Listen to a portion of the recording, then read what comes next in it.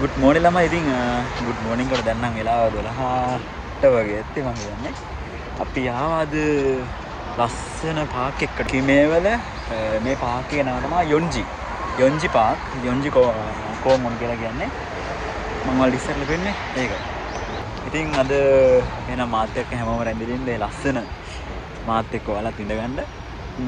එහෙනම් අපි බලමු ඉස්සරහට ගිහිල්ලා. වීඩියෝට යන්න කලින් අනිවාර්යෙන් මතක් කරනවා channel එක subscribe කරන්න, ඊට පස්සේ bell icon එක click කරන්න. මගේ Instagram එකේ තියෙනවා හසිතාර්ෂණ, Facebook page එකේ තියෙනවා හසිතාර්ෂණ, follow පාරක් දාන්න. එහෙනම් අපි බලමු ටියුලිප් මල් අද.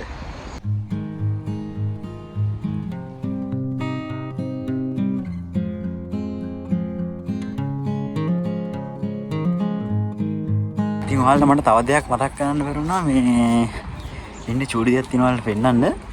ඔයාලට පේනවද දන්නේ නැහැ. මෙන්න මෙතන. ඉන්න පෙන්නන්න. පේනවද ඔන්න ඈත? zoom කරපුවම පේනවා. මේ කන්දක් තියෙන්නේ. මෙන්න මෙතන කන්දක් බැම්මක් වගේ පේනව නේද? ඔයාලට මතක ඇති මම දාපු පළවෙනි vlog එක. බුන්සන්සොන් කියලා කන්දකට මම ගියා ගියේ. බුන්සන්සොන් කියලා බලකොටුවකට. කන්දක් කියන්නේ බලකොටුවක්. ඉතින් මේ බලකොටුව තමයි ඈතට පේන්නේ. මම ඕකේ ඈත මුදුනට කියලා තමයි ෆොටෝ එකක් කියන්නේ. මතකද ඔය පේන්නේ ඈත? හරිම ලස්සනයි මේ ටික නා. ඉතින් මේ කනගාටුයි කියන්න මට සකුරා ගස් මේ තියෙන සම්පූර්ණයෙන්ම සකුරා ගස්. මේ සකුරා මල් පිපිච්ච කාලේ මට එන්න බැරි වුණා. ඒ කියන්නේ මට ඒ දවස් ටිකේ නිවාඩුවක් කරලා හම්බුන්නේ. එහෙම ආවනම් මේ හැම ගහකම සම්පූර්ණයෙන්ම සකුරා මල්, මේ සකුරා ඊට අමතරව මේ ටියුලිප් ගස් එහෙම ගොඩක් ඒවා දැන් මල් පිපිලා ඉවරයි. දැන් මල් වැටිලා තියෙන්නේ. ඉතින් ඒ නිසා මට හරියම ලස්සන වීව් එක මේක ගන්න බැරි වුණා. හැබැයි අනිවාර්යයෙන්ම ලබන අවුරුද්දේ මං හරිම වෙලාවට සකුරා මලුත් එක්කම තියද්දි අනිවාර්යෙන් මම මේකට එන්න වලට ප්‍රොමිස් වෙනවා. එතකොට ආයෙත් වීඩියෝයක් ගේන්න.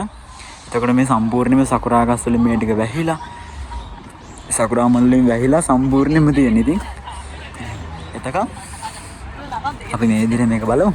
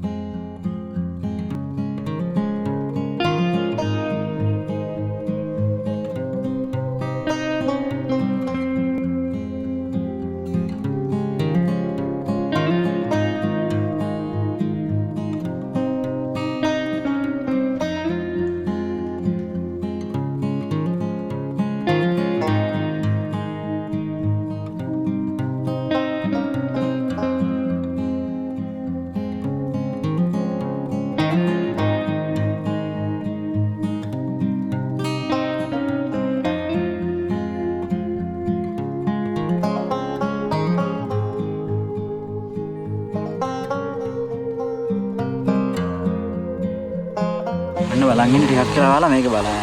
ටිකක් කියලා දාන්න උඩට යනවා. ඒක මාර ලස්සනයි. වදර මල. ගොඩාක් උඩට යනවා.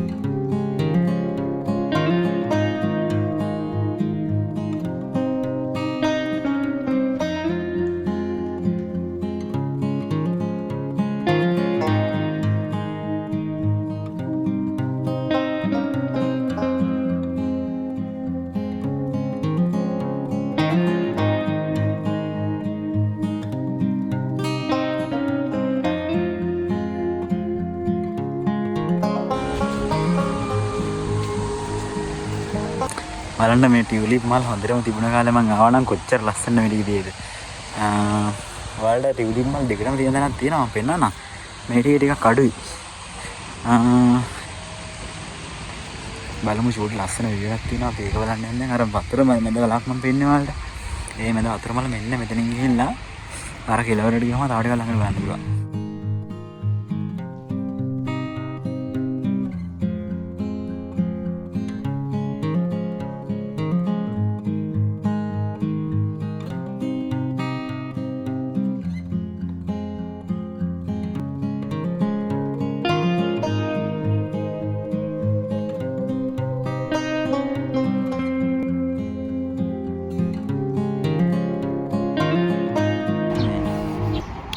අවසර නිසා පොඩි කලාවුලක් තියෙනවා ෆෝන් එකට. බලන්න මෙන්න මේ ටික. ආවලට මම පෙන්නන්නම් කියලා හිටියා. අර එහා පැත්තේ තියෙනවා. ආවලට පේනවද දන්නේ මම කියලා පෙන්නන්නම්. එක දිගට මල් සෙට් එකක් තියෙනවා. ටුට්ටක් මේ අවසර වැඩි. ඒකින්ද හරියට ෆොටෝ එකක්වත් ගහගන්න බෑ මේ අලු වෙලා යනවා සම්පූර්ණයෙන්ම. ෂැඩෝස් හිටිනවානේ. බලන්න වෙන මෙතන තියෙනවා මේ චූටි පාක් එකක් වගේ එකක් තියෙනවා. ළමයින්ට සෙල්ලම් කරන්න.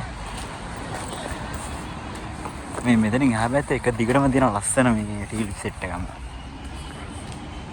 මේ ටිකේම දැන් මල් නැහැ වැඩි. එහා පැත්තේ තියෙනවා. මම ඔයාලට පෙන්නන්නම්.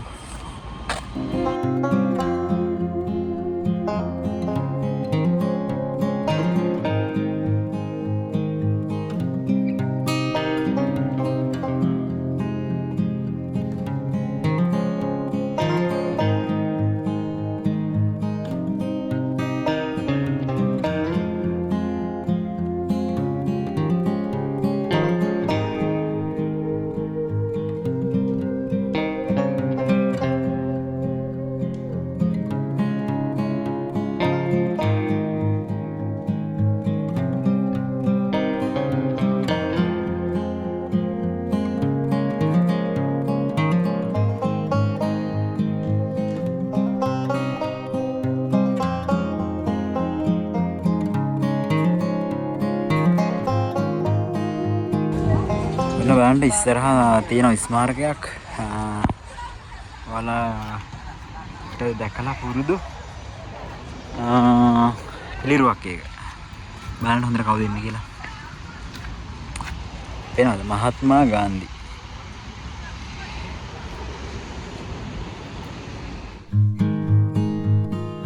මහත්මා ගාන්ධිතුමා දකුණු කොරියාවේ නිදහස වෙනුවෙන් ඍජුවම කටයුතු කරපු පුද්ගලයෙක් නෙවෙයි.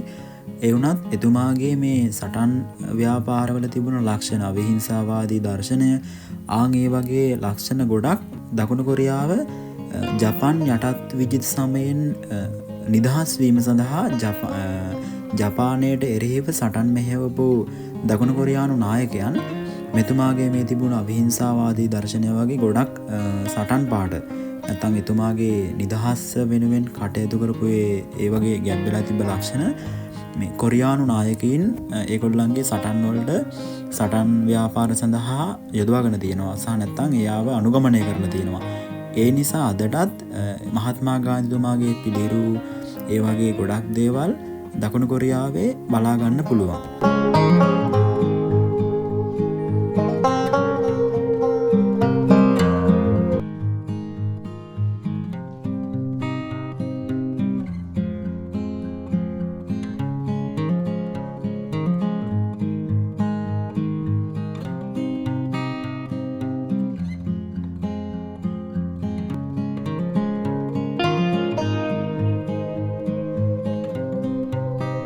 මේතර තියෙන ලස්සන විය මේකේ අමුතු ලුක් එකක් තියෙනවා නේ.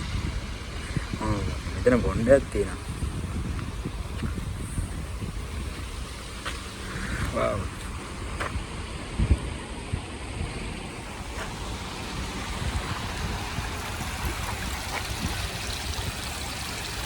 ඒක වත් ලස්සනයි.